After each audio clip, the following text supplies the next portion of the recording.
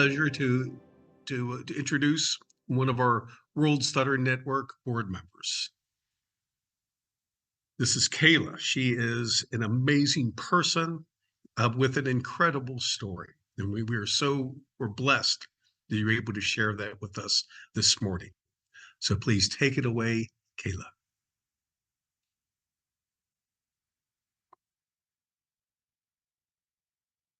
Hi, good morning. I hope you can hear me. Great. Good afternoon and good evening, wherever you are around the world. First of all, I would like to say thank you to Tom, Trisha, and Marvin, and also to all the board of directors, the members of World Stuttering Network, to all the presenters, to all the listeners, and to my fellow stutterers or stammerers in the world. I would like to share my story. So I would like to share my screen first of all.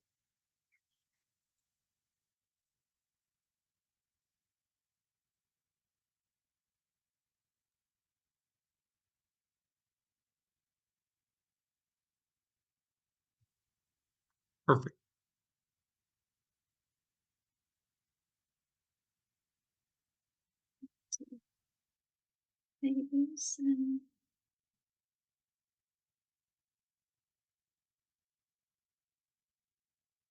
Today, I would like to speak about hope, faith, and belief. As you can see from the picture, it's mountains. So my talk is going to be a lot of things about hills and mountains and the hope, the faith, and belief. I'm a mother of 2 sons, and I have a partner. We live in Cambridge in the UK, and I also work as an interim principal accountant, and I have been qualified as a chartered global accountant this year in January. That was a short introduction about myself. I developed blocks in my speech when I was 9-year-old in a class. My a new teacher walked in my classroom, and my dad was a teacher, so he knows that a daughter of a teacher would be quite intelligent person. So he asked me to stand up to read a passage from Tamil book. And I was reading fluently until one of the words stuck in my mouth. And that was the first moment I started to have blocks in my speech. I didn't know what was that. I thought it was just one off. But then after that, somehow I started to have blocks many times during my reading. As I said, my dad was a teacher, and he didn't understand why I could not read any easy words from the sentences or passages from the book, and he punished me for that. And that punishment was quite traumatic, and I can't say my name to my teachers, or when I have to introduce myself, I can't even say, it's such an how can I can't say my own name? I didn't know what was that called. I didn't know even what was the stuttering or stammering actually. My heartbeat usually pound in my ears even now when I'm speaking to you all.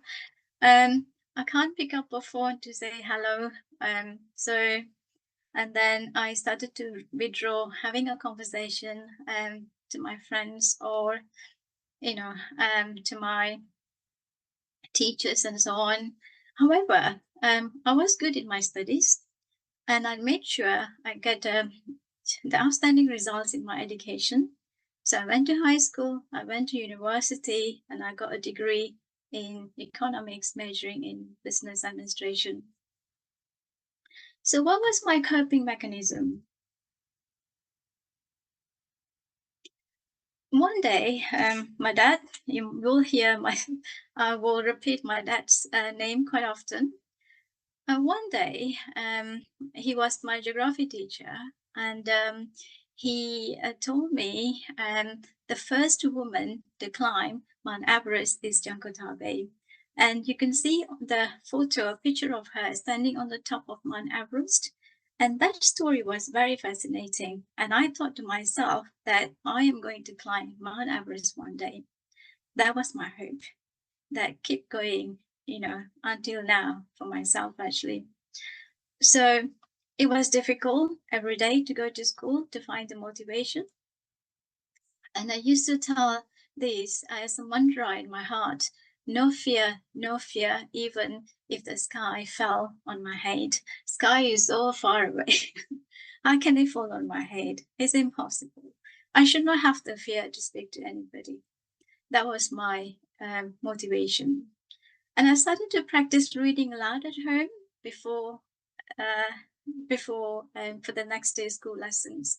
And I practiced to talk a lot in front of the mirror, quite a lot on my own. And I started to self-talk. So those are the techniques that I used to manage my stammer. And I read a lot of motivational books to give me inner strength. I can do it. I can be the best in my field, and so on. And then one day, during my final year in university, my dad reminded me that you always tell that you will climb the highest mountain in Malaysia, but now you're actually at the end of your final year, but you haven't done it. So you just know how to talk, but you don't know how to act. That was my dad's comment. And I thought, that doesn't seem to be right. So then I started to climb my first big mountain in Malaysia, which is Mount Kinabalu. So this slide here, you can see number of mountains that I have climbed. So in May and October 1997, I climbed Mount Kinabalu, which is the highest in Malaysia. And then after that, 97, year 2002 and 3, I climbed Mount Ledang, which is 3 times. Shorter than the highest mountain, but it's quite difficult. And then the following, then in 1998, I climbed Mount Karbu, 2,183 elevations. Then after that, I climbed, quite a number of mountains before coming to UK. I came to UK in October 2003. Then I did climb Mount Snowdonia in Wales for about 5 times in a different time period. Then I climbed Ben Nevis in Scotland. And then from 2006 up until 2016, I had 10 years of break in my climb. That's mainly because my children were quite young, and I was working full time, and the marriage relationship wasn't so great. And then after that, I had a separation from my ex-husband, and then I left the family home with my children. And then I went back to my climb again in January 2016. I went to Argentina to climb Mount Aconcagua up until base camp, which is 4,300 meters. Then after that, I went to Nepal. In 2016 and 2022, I climbed up until Everest, which is Dingboje, up until 4,410 meters. I had altitude sickness, and on the other occasions, I had a stomach issues where I wasn't able to continue to up until Everest base camp. 2018, I went to Russia. I went to climb Mount Elbrus up until 5,300 meters. And then in 2019, I went to climb Mount Kilimanjaro, where that was my first summit success after a very, very long time. So the summit is at 5,895 meters. Then after that, I got to know my partner, and we both go to Italian and Swiss Alps quite, frequently to do 2,000 to 3,000 meters, whether it's a trekking or hill walking or scrambling. In 2022 October, I went to Wales. In Wales, we have some big hills and mountains too, and I did some scrambling in Trefan and also in Crib Goba, which is quite difficult in terms of climbing. And then last year, in April 2023, I went to Kari, which is at 5,000 meters on Mera track. And then I wasn't feeling well after that. And then I was back to UK after the climb. And for the last 1 year, there has been some health issues because I'm a woman at the age of 50 and I'm going through perimenopause. It's not easy for a woman to have some symptoms and, but I'm coming back. I have hope that I will be back into climb again, where just on 1st of May, me and my partner went to Mallorca and we climbed Puig de Galazzo, which is 1,026 meters. We did under 6 hours, which is mainly climbing, it was a vertical climb with a very strong wind gust. So this was the table that shows that my mountaineering history.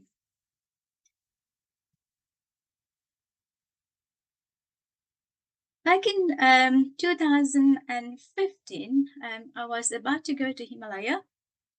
And just a week before that, there was a natural disaster, earthquake struck Everest Base Camp and Kathmandu. About 8,000 people were killed. That thought of me that I will die on a mountain was a catalyst for me to write my own life story called Shouting from the Summits. So please feel free to get a copy of my book. It's available in most of the online bookstores. There are many challenges as stammerer.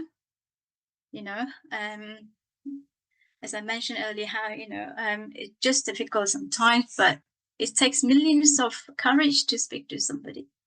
And also being a woman from minority background is also a big challenge. And also had a mountain accident in February this year where I fell 30 meters down on a snow slope. 2 stitches on my left leg, all healed up, and bruise on my knee, on right knee, contusion on my right knee is still there. But I'm not going to give up my hope. I have a belief and I have a faith that I will continue to climb. I'm going to read out a passage from my book to share with you about hope and belief. There's a purpose in life. Find it, go for it, try it, do it, and succeed in it. The very important message about searching for the purpose of life is that you must never harm any living beings physically, emotionally, or mentally, not even in your thoughts. There is no shortcut to being successful. Life is only beautiful and meaningful if you have courage, strong determination, perseverance, consistency, a can-do attitude, a passionate purpose in life, a great support network, and most importantly, a belief in yourself.